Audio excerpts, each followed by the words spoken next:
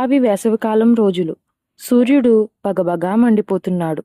ఇది ఇలా ఉండగా ఒక పెద్ద చెట్టు పైన ఒక చిట్టి గువ్వ నివాసం ఉండేది. అది చాలా తెలివైనది మరియు చురుకైనది.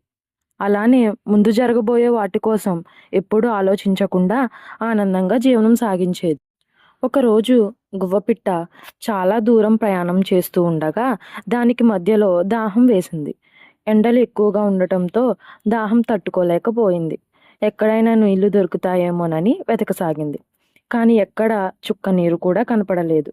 సూర్యుడి తాపానికి చెరువులు, కుంటలు చుక్క నీరు లేకుండా ఎండిపోయాయి. గువ్వకి దాహం ఎక్కువైంది. అలా వెతక్క ఒక ఇంటి పెరటి వైపు చేరుకుంది. దానికి అక్కడ ఒక కుళాయి కనిపించింది. వెంటనే అది దాని ముందుగా వెళ్ళి నీళ్ళ కోసం చూసింది. పాపం ఒక చుక్క నీరు కూడా రాలేదు. చేసేది ఏమీ లేక మళ్ళీ వెతకసాగింది. కానీ ఎక్కడా కూడా నీటి చుక్క కనిపించలేదు. చెట్లు మొక్కలు అన్నీ ఎండవేడికి ఎండిపోయాయి. ఇంక గువ్వపిట్ట పట్టువీడని విక్రమార్కుడిలా వెతుకుతూనే ఉంది. అలా ఉండగా దానికి ఒక గుడిసె దగ్గర ఒక మట్టి కుండ కనపడింది. అది వెంటనే కుండలో నీరు ఉండొచ్చని వెంటనే కిందకు దిగింది. కుండ లోపలికి తొంగి చూస్తుంది.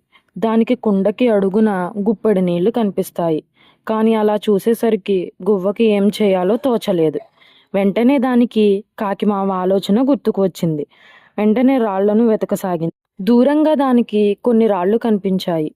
ఒకటి ఒకటిగా కుండలో వేయసాగింది. నీళ్లు పైకి వచ్చాయి. దానికి కావలసినన్ని నీళ్లు తాగి దాహం తీర్చుకుంది.